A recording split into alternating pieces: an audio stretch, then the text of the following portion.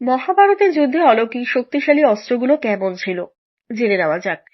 1,00,000 শ্লোক ও দীর্ঘ গদ্যাংশ রয়েছে মহাভারতের অলৌকিত অস্ত্র। মহাভারত মহাকাব্যটির আয়তন ইলিয়াড ও ওডিসি কাব্যদ্বয় সম্মিলিত আয়তনের 10 গুণ এবং রামায়ণের 4 গুণ।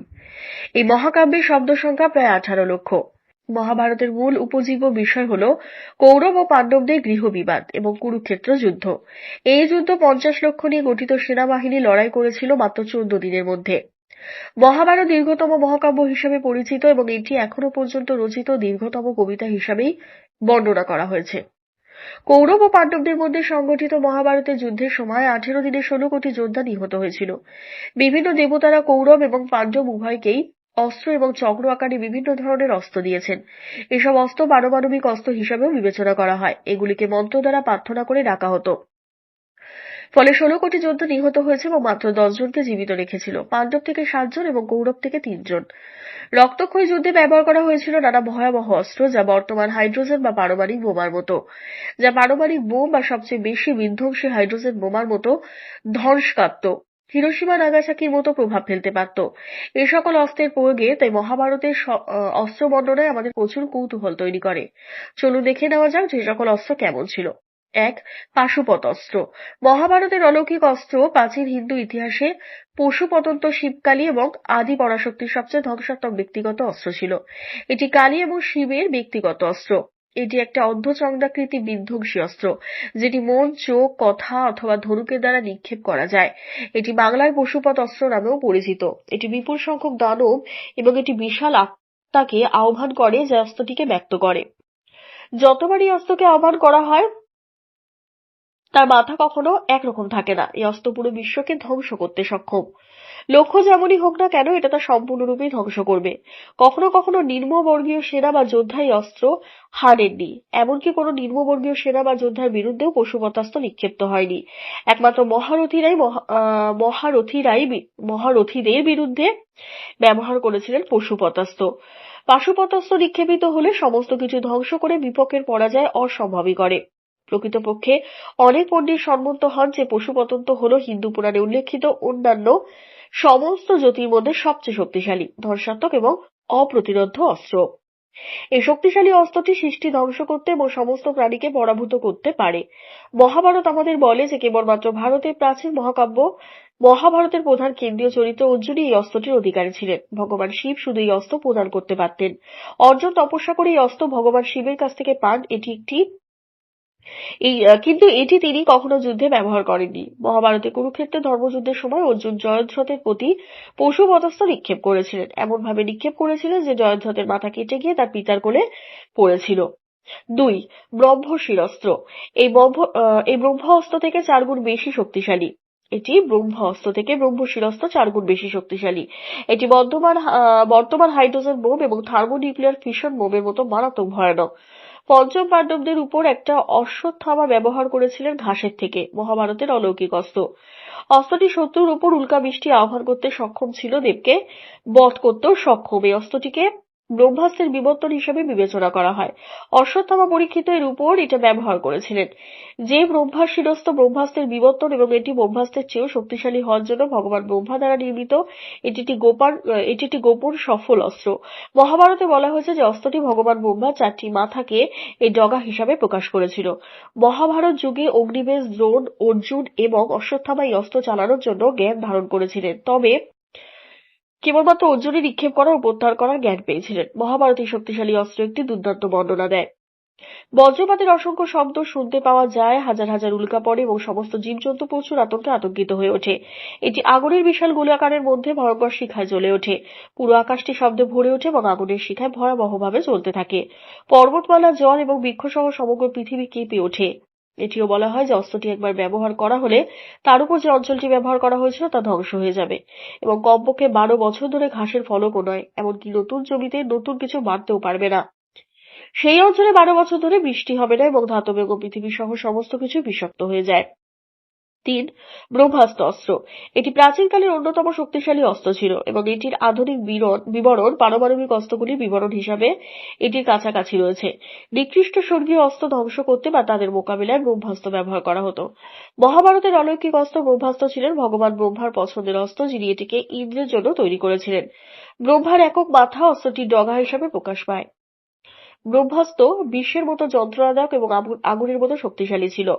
মহাভারত যুগে পরশুরাম, ভীষ্ম, দ্রোণ, কর্ণ, কৃপা, অশ্বত্থামা, অর্জুন, যুধিষ্ঠির এবং অন্যান্য যুগে বেশ কয়েকজন মহারথী এই অস্ত্র চালানোর জ্ঞান অর্জন করেছিলেন। এটি ব্রহ্মের কবচ ছিদ্র করতে সক্ষম একমাত্র অস্ত্র। এটি যে নিক্ষেপ করত তিনি এটা ফিরিয়ে নেওয়ার জ্ঞান জানতেন, কিন্তু মহাভারতের অশ্বত্থামা এটা শুধু নিক্ষেপ করতে পারতেন, কিন্তু ফেরানোর বিদ্যা জানতেন না, যার কারণে লক্ষ লক্ষ মানুষ মারা গেছিল। এটা মোকাবিলা করতে অন্য কেউ এই একই অস্ত্র ব্যবহার করতেন। বেদব্যাসে লেখায় পাওয়া যায়, ব্রহ্মাস্ত্র যেখানে প্রয়োগ হয় সেখানে 12 বছর কোনো জীবজন্তু জন্মাতে পারে না। 4. ইন্দ্র অস্ত্র। মহাভারতের অলৌকিক অস্ত্র ইন্দ্রাস্ত্রকে আসরিক অস্ত্র হিসাবে বর্ণনা করা হয়েছে, যা পুরো সেনাবাহিনীকে ধ্বংস করতে সক্ষম। অনেক ক্ষেপণাস্ত্রগুলিতে রূপান্তরিত হতে পারত। এটি আকাশ থেকে তীরের একটি বৃষ্টি আনতে পারত। এই অস্ত্রটি মহাভারতের যুদ্ধে বহুবার চালিত হয়েছিল। হিন্দু ধর্মে বৈদিক দেবতার ইন্দ্রের অস্ত্র ছিল ইন্দ্রাস্ত্র। 5. ত্রিশূলাস্ত্র।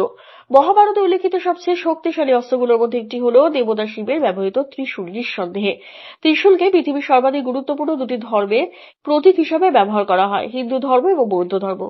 মহাভারতের মতে ত্রিশূল হিন্দু সম্প্রদায়ের অন্যতম বিখ্যাত ও পূজিত দেবতা গণেশের মূল মাথা বিচ্ছিন্ন করার জন্য ব্যবহৃত হয়েছিল শিবের ত্রিশূল। এটি অত্যন্ত শক্তিশালী অস্ত্র, অব্যর্থ, কারো দ্বারা থামানো যায় না। একমাত্র স্বয়ং ভগবান শিব এবং দেবী শক্তি এটি থামাতে পারে। এটি মহাভারতে আর রামায়ণে ব্যবহার করা হয়েছিল। 6. সুদর্শন চক্র অস্ত্র। মহাভারতে উল্লেখিত আরো একটি শক্তিশালী অস্ত্র সুদর্শন চক্র। হিন্দু ধর্মের অন্যতম প্রধান দেবতা ভগবান বিষ্ণুর অস্ত্র এটি, কিন্তু এটা ভগবান বিষ্ণু শিবের কাছ থেকে পেয়েছিল। এই অস্ত্র অনেক বছর তপস্যা করার পর প্রাপ্ত হন শিবের কাছ থেকে। তখন তিনি এমন অস্ত্র চান যা দ্বারা সকল রাক্ষস মারা যাবে। তখন শিব থেকে সুদর্শন চক্র তৈরি করে শ্রী বিষ্ণুকে প্রদান করেন। পরে ভগবান বিষ্ণু এটি বেদী পার্বতীকে দিয়ে দেন এবং প্রয়োজন হলেই ভগবান শ্রীকৃষ্ণ এটা পান দেবীর কৃপাতে। কেউ কেউ মনে করেন এটা ভগবান শ্রীকৃষ্ণ পরশুরামের কাছ থেকে পেয়ে যান। সুদর্শন চক্রের অর্থ শুভ দর্শনের চক্র এবং এতে 108টি দান যুক্তকান্ত রয়েছে। এটি নিক্ষেপ করলে পেছনে চলতে থাকে, কাজ শেষ হলে আবার আগের জায়গায় ফিরে আসে। এটা বিশ্বের সবচেয়ে মারাত্মক অস্ত্র হিসাবে বর্ণনা করা হয়। এটি ভগবান বিষ্ণুর তর্জনীতে থাকে। ভগবান শ্রীকৃষ্ণ সুদর্শন চক্র দিয়ে শিশুপালের শিরচ্ছেদ করেছিলেন। মহাভারতে জয়দ্রথ অর্জুনের ছেলের মৃত্যুর জন্য দায়ী ছিলেন। অর্জুন সূর্যাস্তের ঠিক পরের দিন জয়দ্রথকে বধ করার প্রতিজ্ঞা করেছিলেন। দ্রোণ 3 স্তরের বাহিনীর সংমিশ্রণ তৈরি করে, যা জয়দ্রথকে ঘিরে একটি প্রতিরক্ষামূলক হিসাবে কাজ করে। তাই কৃষ্ণ তার সুদর্শন চক্র ব্যবহার করে একটি কৃত্রিম সূর্যাস্ত তৈরি করেন। এই জয়ধ্বজ দেখে অর্জুনের পরাজয় উদযাপনের সুরক্ষা থেকে বেরিয়ে আসে।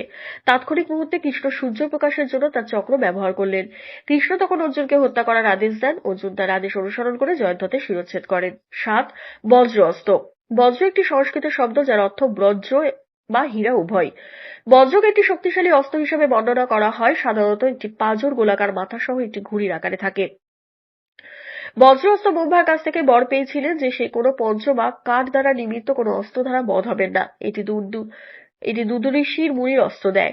বৃত্তাসুরকে বধ করার জন্য সৃষ্টি হয়েছিল। এটি বজ্র বৈদিক বৃষ্টি এবং বজ্র দেবতা ইন্দ্রের অস্ত্রে। প্রাচীন গ্রন্থে পাওয়া কিছু বিবরণ আধুনিক দিনে ক্ষেপণাস্ত্রগুলির সাথে এটির মিল রয়েছে। 8. বরুণ অস্ত্র। মহাভারতে উল্লেখিত আরেকটি অস্ত্র হল বরুণাস্ত্র। এটি একটি ক্ষেপণাস্ত্র হিসাবে বর্ণনা করা হয়েছে এবং এটি জলের দেবতা বরুণের অস্ত্র। এই অস্ত্রটির ব্যবহারের মুষলধারে জল উৎপাদন করার ক্ষমতা ছিল। এটি শক্তিশালী বন্যা বাড়িয়ে তুলতে পারত। এই অস্ত্রটি অগ্নি অস্ত্রের বিরুদ্ধে মহাভারতের যুদ্ধে ব্যবহৃত করা হয়েছিল। 9. নারায়ণ অস্ত্র। এটি বিষ্ণুর অস্ত্র। এটা কেবল ওনার কাছ থেকেই পাওয়া সম্ভব। ভগবান বিষ্ণু তার নারায়ণ রূপে নারায়ণাস্ত্র ব্যবহার করেছিলেন। এই অস্ত্র একই সাথে লক্ষ লক্ষ মারাত্মক শক্তিশালী ক্ষেপণাস্ত্র নিক্ষেপ করতে পারত। মহাভারতের মতো কেবলমাত্র শ্রীকৃষ্ণ, দ্রোণ এবং অশ্বত্থামা নারায়ণাস্ত্রের অধিকারী ছিলেন। এই অস্ত্র সম্পর্কে একটি আকর্ষণীয় বিবরণ হল, এটি কেবল একবার যুদ্ধে ব্যবহৃত হতে পারে। যদি কেউ এটিকে দুবার ব্যবহার করার চেষ্টা করে তবে এটি ব্যবহারকারী নিজস্ব সেনাবাহিনীকে ধ্বংস করে ফেলত। এটি ছিল একটি অনন্য স্বর্গীয় অস্ত্র, কারণ এটি যখন ছোড়া হয় তখন লক্ষ লক্ষ প্রাণঘাতী অস্ত্রের একসাথে শক্তিশালী একই রকম ভাবে চালু করে। লক্ষ লক্ষ ধরনের অস্ত্রের মতো চক্র, গদা ও তীক্ষ্ণ তীরগুলি লক্ষ্যবস্তু ধ্বংস করার জন্য ক্রোধে উপস্থিত হয়। যেখানে এর বিরুদ্ধে প্রতিরোধ করার চেষ্টা করে তা ধ্বংস হয়ে যাবে। অস্ত্রের বর্ষণের তীব্রতা প্রতিরোধের সাথে বৃদ্ধি পায়। এতে কাউকে বা যে কোনো কিছুকে মেরে ফেলার ক্ষমতা ছিল। কোনো বাধা এটিকে থামাতে পারেনি। এটি অন্য অস্ত্র দ্বারা ধ্বংস করা যায় না। এটি বন্ধ করার একমাত্র উপায় ছিল সম্পূর্ণ নিজেকে সমর্পণ। যুদ্ধের সময় এটি অশ্বত্থাম যুদ্ধের ষোড়শ দিনে ব্যবহার করেছিলেন এবং শ্রীকৃষ্ণ পাণ্ডবদের তাদের অস্ত্র রাখতে এবং নারায়ণাস্ত্রের কাছে সমর্পণ করার পরামর্শ দিয়েছিলেন। 10. অগ্নি অস্ত্র। অগ্নি অস্ত্র ছিল আগুনের দেবতা, অগ্নির পছন্দের অস্ত্র। অস্ত্রটিকে একটি শক্তিশালী যন্ত্র হিসাবে বর্ণনা করা হয়েছে যা বিস্ফোরণের পরে কয়েক সেকেন্ডের মধ্যে একটি বিশাল অঞ্চল ধ্বংস করতে সক্ষম হয়। মহাভারত আমাদের বলে যে এটি ছিল একটি প্রাচীন ক্ষেপণাস্ত্রের। এই অস্ত্র দ্বারা তৈরি আগুন নেভানো প্রায় অসম্ভব বলে মনে করা হয়। পরশুরাম, বিশ্ববা, দ্রোণ, কর্ণ, অশ্বত্থামা, অর্জুন এগুলি ব্যবহার করতেন। 11. ভাসাবী শক্তি। এই শক্তিশালী অস্ত্রটি ইন্দ্রের অন্তর্গত এবং এটি ইন্দ্র কর্ণকে দিয়েছিল। কর্ণ এটি অর্জুনের বিরুদ্ধে ব্যবহার করার পরিকল্পনা করেছিলেন, কিন্তু দুর্যোধনের সেনাবাহিনীকে জনসাধারণের ধ্বংস থেকে বাঁচাতে ঘটোৎকচের বিরুদ্ধে ব্যবহার করেছিলেন। এই অস্ত্রটি যাকে চিহ্নিত করে সেই লক্ষ্যকে নিশ্চিতভাবে হত্যা করতে পারে। ধন্যবাদ।